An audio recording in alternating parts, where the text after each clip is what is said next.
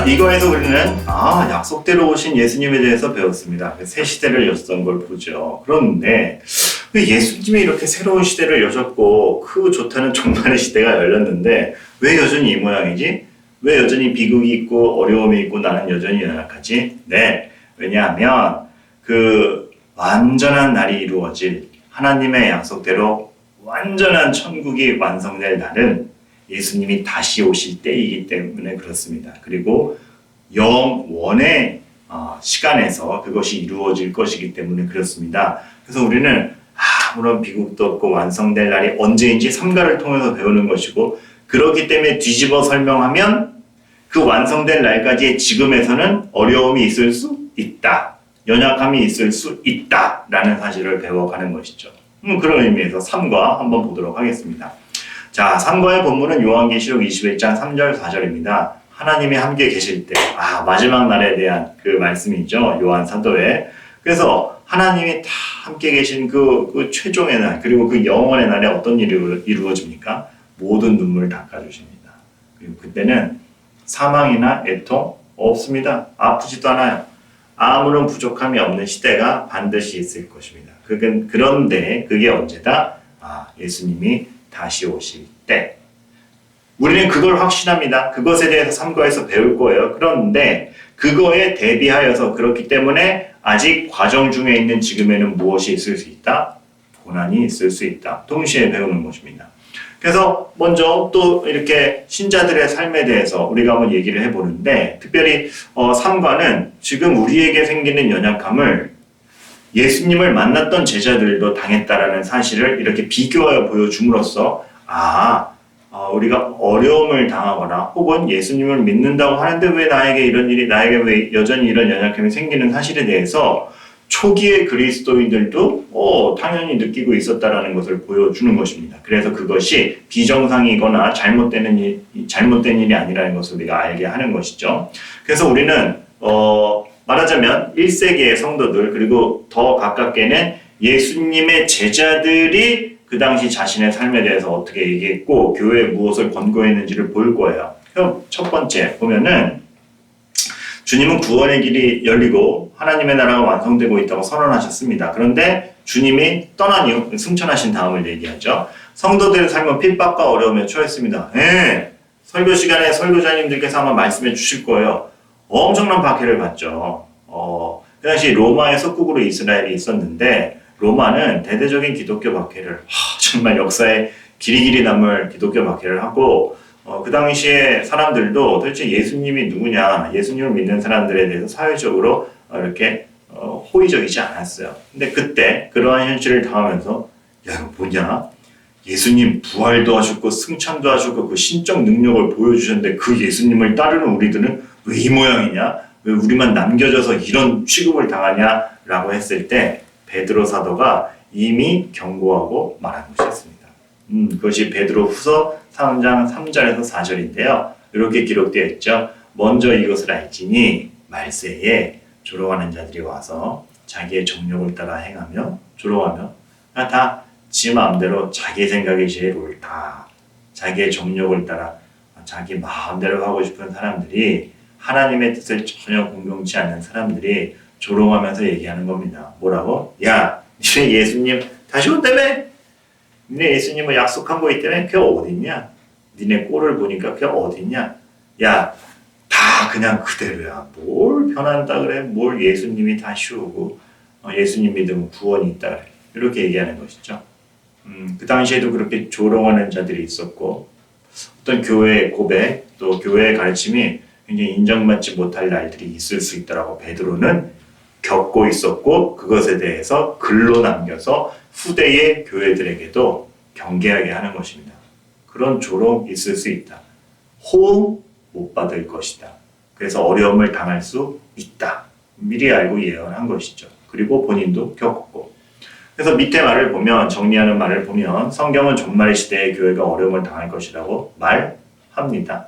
그것이 예수님의 제자들이 살아있었던 베드로 당시뿐만 아니라 또 이렇게 성경의 다 기조들을 보면 우리가 믿음으로 살아갈 때 세상의 가치와 우리가 가지고 있는 천국의 가치가 이렇게 결이 맞지 않아서 이렇게 탁 섞일 때 어려울 거라고 얘기해요. 그리고 모든 것이 완성되기 전에 지금 우리는 과정 중에 있기 때문에 아직 완전하지 못해서 겪게 되는 여러 가지 어려움들 있다라고 얘기하는 것이죠.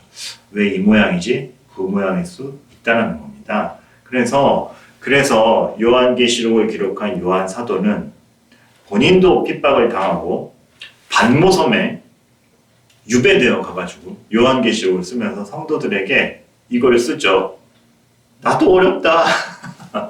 너희도 핍박 받지? 알아. 근데 야 확실히 내가 이건 얘기하마 하면서 본인이 성령의 감동으로 본 것들을 쓰면서 이 얘기를 쓰죠. 이게 오늘 3과의 본문 아닙니까? 하나님이 그들과 함께 계시리니 그들은 하나님의 백성이 되고 하나님은 친히 그들과 함께 계셔서 모든 눈물을 그 눈에서 닦아주시니 다시는 사망이 없고 애통하는 것이나 곡하는 것이나 아픈 것이 다시 있지 아니하니 처음 것들이 다 지나갔으리로라. 조롱하는 사람들은 다 그대로 있을 거라고 그러죠? 아닙니다. 다 지나가고 완전히 새로운 세상. 하나님이 약속하셨고 예수님이 본질적인 걸 바꿔서 새로운 세대를 여셨고 그 예수님으로 말미암아 완성될 정말 과정이 아니라 완전히 완성될 그때가 있을 것이라 얘기합니다. 요한사도는 얘기하는 겁니다. 현실에 눈에 보이는 것이 다인 줄 알고 그거에 흔들리지 말고 하나님의 약속하고 예수님을 통해서 이루어질 것을 보아라.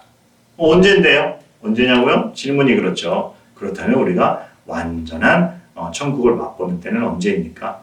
그것이 바로 예수님이 다시 오시는 날입니다. 성도는 현재 상황과 조건을 보고 휘둘리는 사람이 아닙니다. 하나님이 약속하는 것이 무엇인지를 생각하는 사람입니다. 왜요? 하나님의 뜻대로 역사가 흐르고 있음을 안다면 우리는 현재의 불완전함 때문에 의심하기보다 앞으로 이루어질 하나님 일을 기대하는 사람들이죠. 그렇기 때문에 우리가 천국을 완전히 맛보는 때가 언제인 줄 알고 기다리는데 그때가 언제냐라고 했을 때 사도행전 1장 11절 보면 예수님이 다시 오신다고 약속하셨죠. 그때입니다. 그때까지 우리는 뭘 해야 하느냐? 사도행전 1장 8절 증인이 돼야죠. 그 예수님이 다시 오실 건데 증인이 되어서 우리 함께 이 예수님을 기다리자라고 얘기할 수 있는 교회가 되어야죠. 그리고 조롱하는 사람들이 야, 일이 뭐 더디어 안 이루어지는 거 아니야? 진짜네? 이거 뻥 아니야? 우리도 그런 생각 가질 수 있는데 생각해 보세요. 하나님은 더 많은 자를 구원하려고 기다리시는 겁니다. 베드로가 얘기하듯이 하나님은 일을 막 이렇게 느리게 천천히 처리하고 계신 것이 아니라 그 확증된 약속 안에서 더 많은 이들을 구원하려고 기다리고 계시기 때문에 천천히라고 느껴지는 것입니다. 그러니까 어떻게 보면 사랑의 기다림이죠. 사랑의 기다림. 그래서 요 3과에 있어서 키포인트는 일단 최종적으로는 요한계시록 21장이 키포인트인데 그거를 설명해 나가는 건 사도행전 1장 8절, 11절, 베드로후서 3장 이렇게 하시면은 딱 떨어져요. 베드로가 경고했어요. 어려움이 있을 것이다. 그러나 그것이 해결될 날이 온다. 요한계시록 21장. 언제 다시 해결되고 오시는데요? 다시 오신다 그랬거든 예수님이 그 오실 날에. 그럼 우리 그동안 뭐 해야 돼요? 증인 되어라. 하나님의 의도를 의심치 말아라. 베드로후서 3장 5절.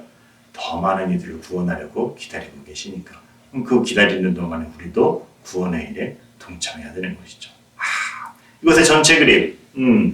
고난받는 성도들의 그림이 추가되었죠. 그러나 이것이 이 그림만 똑 따서 보면 비극인데 전체 그림에서 보면 최종적인 기쁨을 보면서 당하는 과정 중에 있는 일이기 때문에 다 보상받을 날이 있겠구나. 저 어려움 뒤에 영원한 생명이 있구나. 우린 알게 되는 것이죠.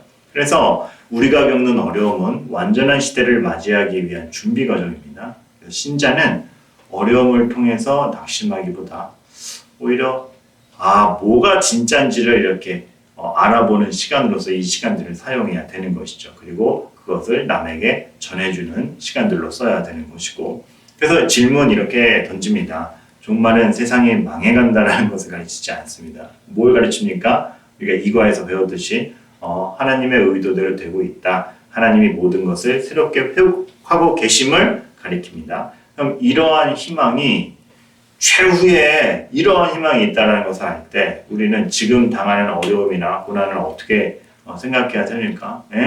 과정이다. 고난은 우리를 방해하는 요소가 아니라 뭔가 잘못되고 있어. 그것이 아니라 오히려 우리를 성장시켜주는 도구이다. 하나님의 뜻이 정말 어디에 있는지 분별하게 해주는 과정이다. 그렇게 이해하시면 될 것 같습니다. 그래서 마지막 딱 정리하는 말이 나오죠. 종말은 우리의 모든 불안과 걱정을 뒤로하고 하나님 안에서 완전하게 평화로운 날을 기대하게 합니다. 그거 기다리면서 오는 우리는 그걸 기대하면서 준비하는 날로 쓰는 거죠. 그래서 애쓰고 성실하고 오래 참고 이런 것들이 있는 겁니다. 자, 여기서 하나의 제가 또 하나 드리는 조언 1, 2, 3가 보시면서 요거 아셨을 거예요. 이렇게 각 페이지마다 밑에 박스 설명이 있죠. 사실은 앞선 질문에 대해서 요게 답의 정리일 수 있어요. 그러니까 선생님들께서는 요 정리되는 말 문구를 잘 활용하시면서 아이들을 리드해 가시면 좋을 것 같습니다. 자, 이런 완전한 천국이 완성될 것을 안다면 우리는 그러한 나라에 적합한 사람이 되도록 전력을 다해야 되겠죠. 이 말 읽어주시는 가운데 마지막 질문 갑니다. 그러면 완전한 천국을 기대하는 사람으로서 지금 우리가 소중히 해야 할 것들은 뭡니까? 하나님의 약속과 뜻을 확인하게 해주는 것들이 소중하죠. 너무 당연하지만 지지부진한 걸로 생각했던 것들 다시 상기시켜 주세요. 예배, 기도, 말씀 등등. 아무런 동기 없이, 아무런 이유 없이, 예배드려야지, 기도해야지. 그건 너무 아이들 귀에 박혀 있죠. 그런데 그 의미를 설명해 주는 것이에요. 우리가 하나님의 약속과 이러한 뜻을 확인하게 해주는 길이 뭐냐? 예배 아니냐? 기도 아니냐? 말씀을 읽는 거, 이 역사를 알기 때문에 우리가 하나님의 뜻을 알고자 읽는 것이다. 이렇게 해주면 동기부여도 되는 것이고, 우리가 상투적으로 알고 있던 의미들 하나하나 다시 다 생각하게 되는 것이죠. 그렇다면 마지막 날 정말 재림을 기다리는 우리는 지금 뭘 해야 되나? 우리는 어떤 상태인가? 그것을 알아보기 위해서 우리 4과로 넘어가 보도록 합시다.